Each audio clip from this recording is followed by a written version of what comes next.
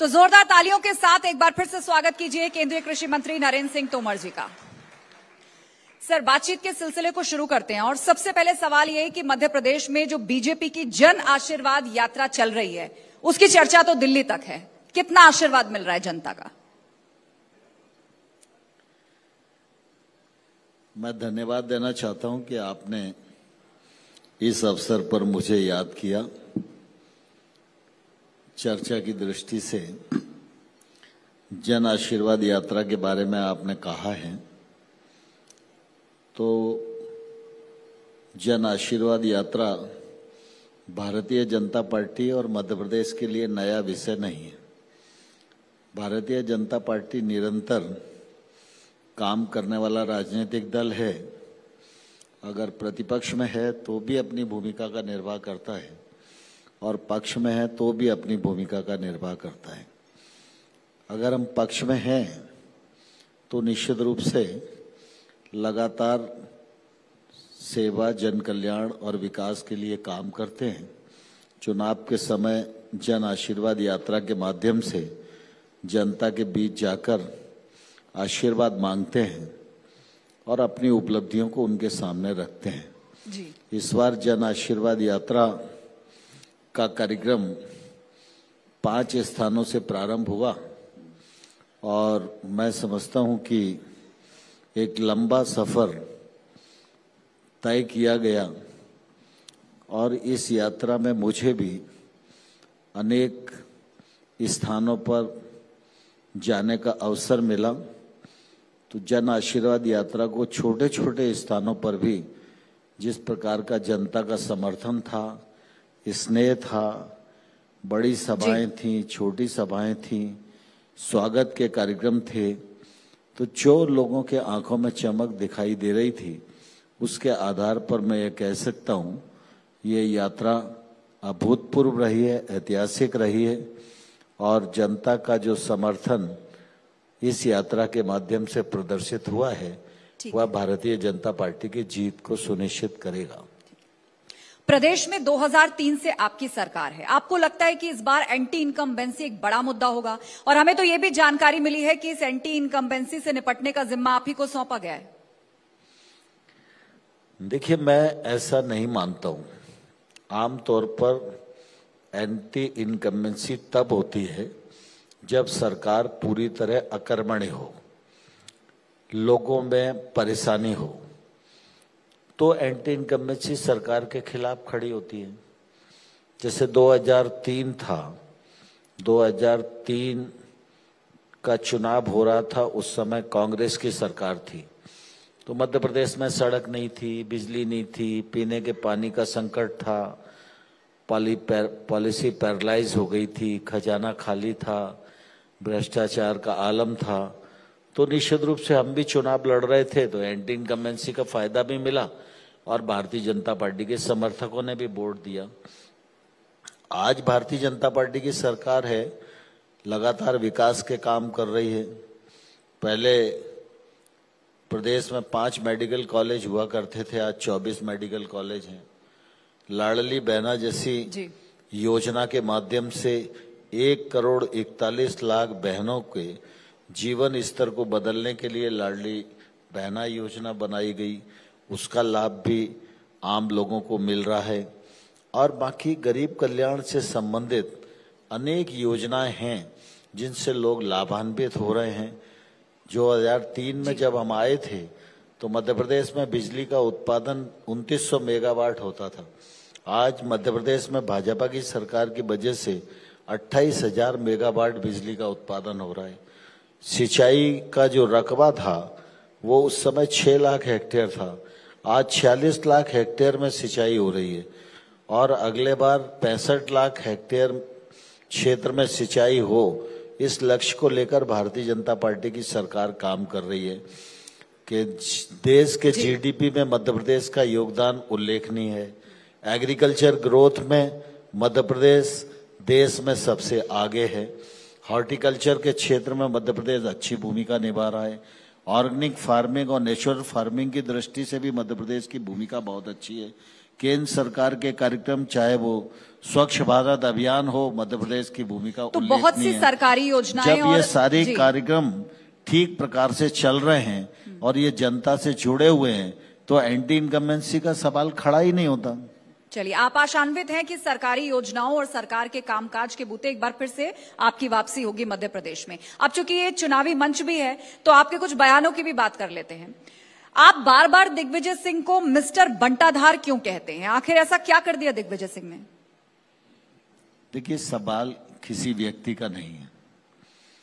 दिग्विजय सिंह जी जब मुख्यमंत्री थे उस समय मध्य प्रदेश दुरावस्था के कगार पर पहुंच गया था और इसलिए उस कालखंड में जो अभावग्रस्त राज्य था, जो दुरावस्था थी, उसके कारण इस प्रकार की संज्ञाएं दी गई थी। अब चूंकि दिग्विजय सिंह जी कांग्रेस के नेता हैं, वो कांग्रेस के लिए काम कर रहे हैं, तो जब भी कभी बात आएगी या चुनाव आएगा तो सब लोगों की आलोचना करना है तो दिग्विजय सिंह जी की भी आलोचना करना पड़ेगी। अच्छा, ये बताइए, छिंदवाड़ा का गढ़ भेदने के लिए आपने क्या रणनीति बनाई है? छिंदवाड़ा किसी का अकेले का गढ़ नहीं है। कमलनाथ जी का गढ़ कहा जाता है। छिंदवाड़ा मैं भारतीय जनता पार्टी परसिमन से पहले विधानसभा की 8 सीटें उस जिले में हुआ करती थी। कमलनाथ जी उस समय भी एमपी थे और भारतीय जनता पार्टी 8 की 8 सीटें छिंदवाड़ा में जीत चुकी है। इसलिए वो किसी एक व्यक्ति का गढ़ है, ये गलतफहमी हम लोगों को निकाल देनी चाहिए।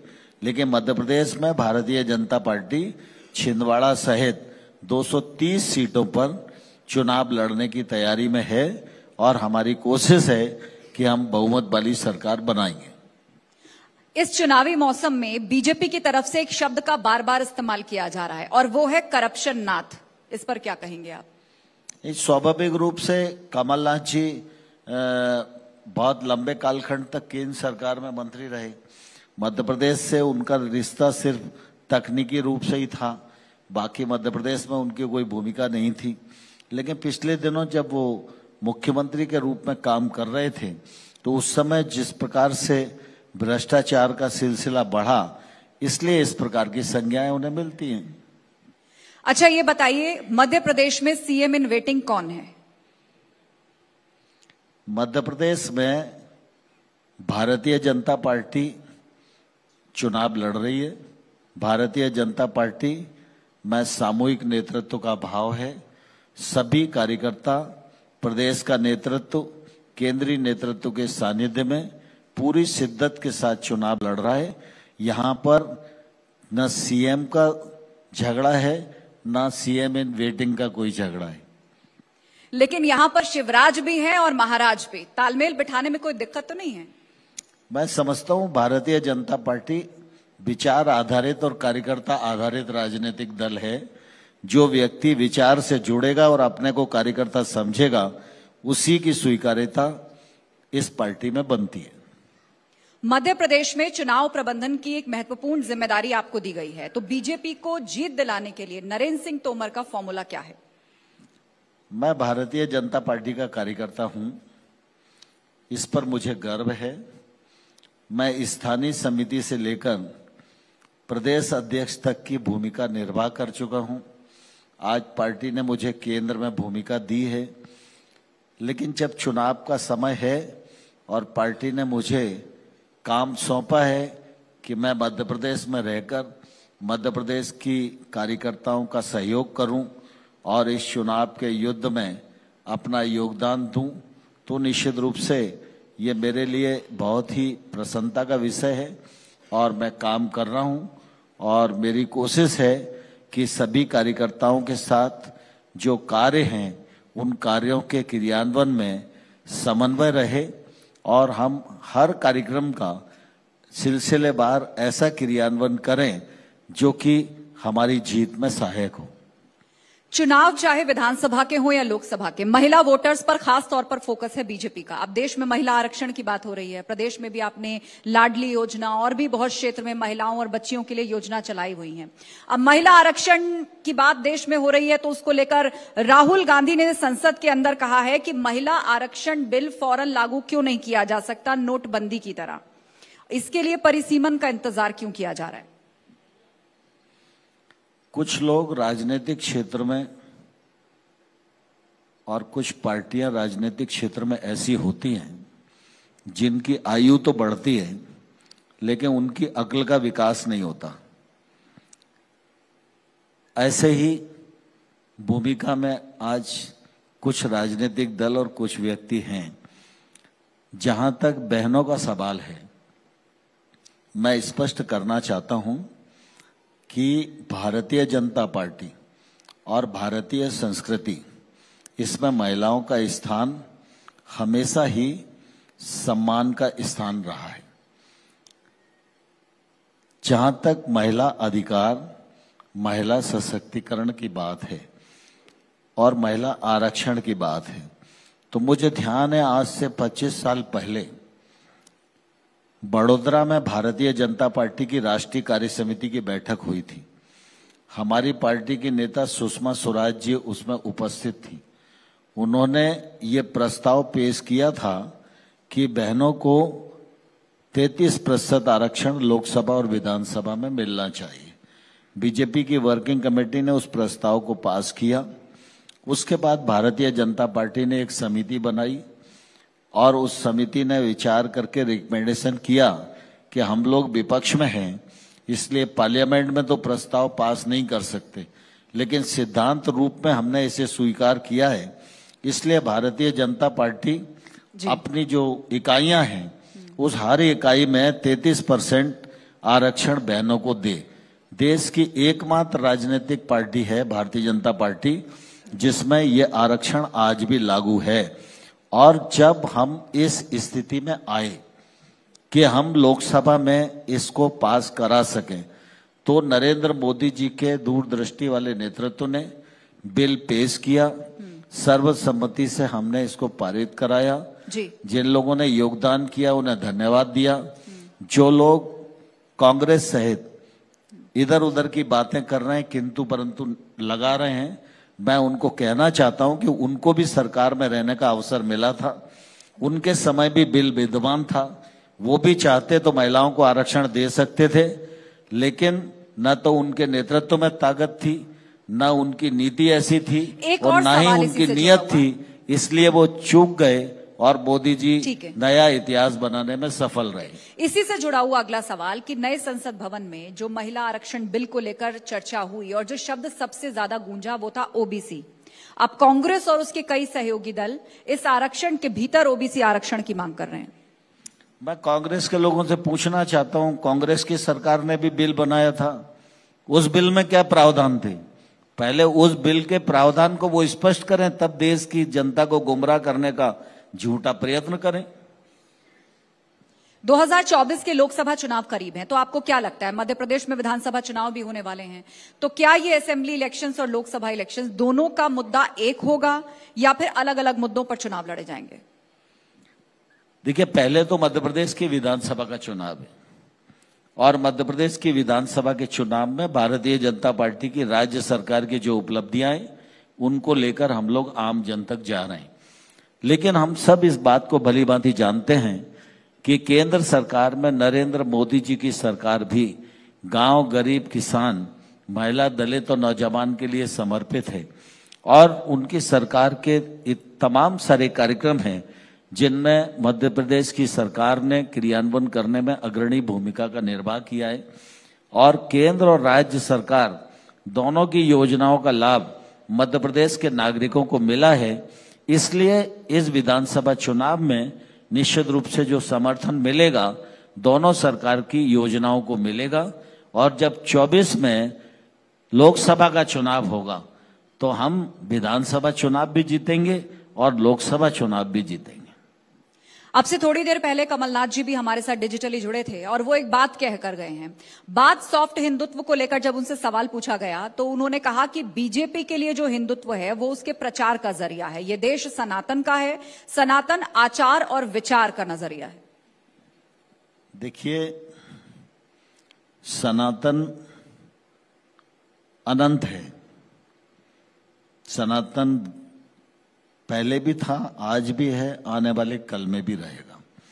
सवाल इस बात का है कि जो अलायंस के साथ कांग्रेस पार्टी है, उस अलायंस के पार्टनर अगर सनातन को मलेरिया कहें, डेंगू कहें, उससे तुलना करें और कांग्रेस के नेता मौन साधे रहें तो क्या माना जाए? इसका जवाब न कमलनाथ जी के पास है न राहुल जी के पास है। कमलनाथ जी व्यक्तिगत रूप से सनातनी हो सकते हैं, हमें इसमें कोई दिक्कत नहीं है, लेकिन कांग्रेस सनातन की पक्षधर नहीं थी। कांग्रेस सीजनल हिंदू है। आप सब इस बात को भली भांति जानते हैं। कांग्रेस हमेशा तुष्टीकरण की राजनीति करती रही है।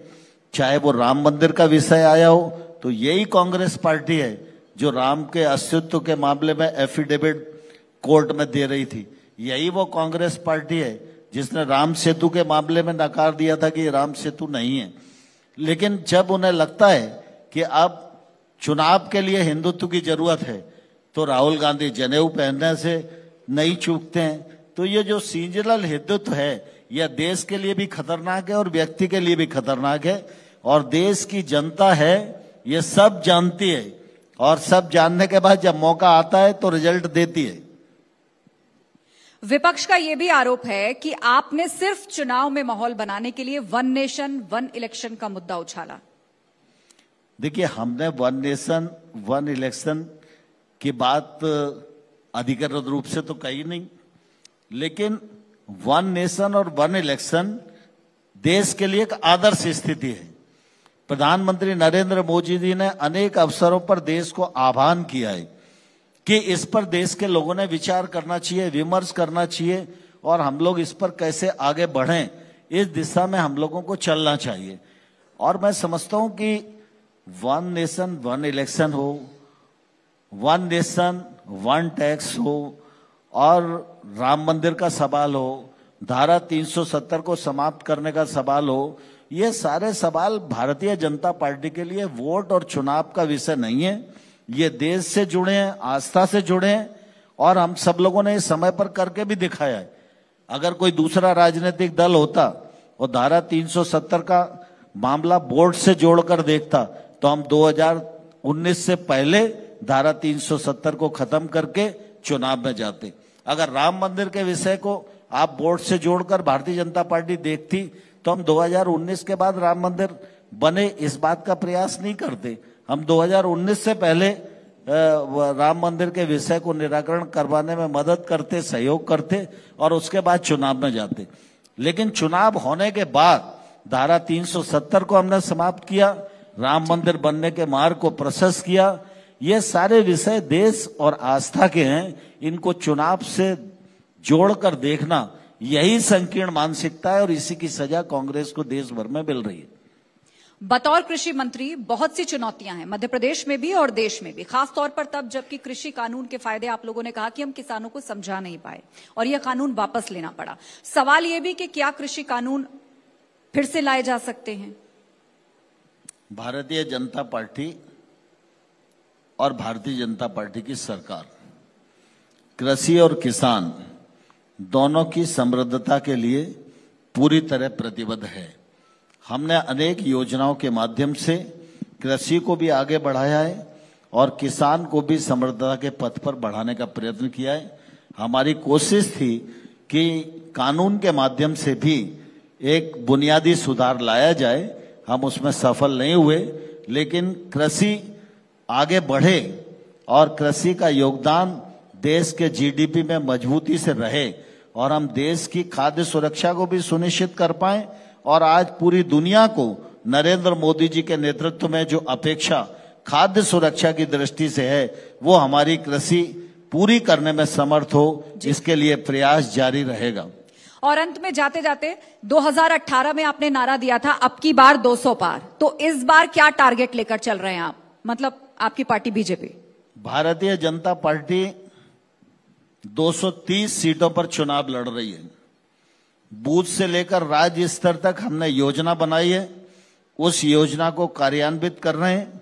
विधानसभा के कार्यकर्ता सम्मेलन से लेकर जन आशीर्वाद यात्रा सफलतापूर्वक संपन्न हुई है। 25 सितंबर पंडित दीनदयाल उपाध्याय जी का जन्मदिन है। इस दिन प्रदेश भर के लाखों कार्यकर्ता उपस्थित रहने वाले हैं और वो भारतीय जनता पार्टी की विजय का संकल्प लेंगे। और मैं उन कार्यकर्ताओं के परिश्रम के आधार पर यह विश्वास पूर्वक कहने का साहस कर सकता हूं कि नवंबर में मतदान होगा, दिसंबर में रिजल्ट आएगा और भारतीय जनता पार्टी स्पष्ट बहुमत की सरकार बनाने में सफल होगी। बहुत बहुत धन्यवाद नरेंद्र सिंह तोमर जी, जोरदार तालियां। सभी सवालों के आपने बेबाकी से जवाब दिए, हमारे इस मंच पर आए, बहुत धन्यवाद आपका।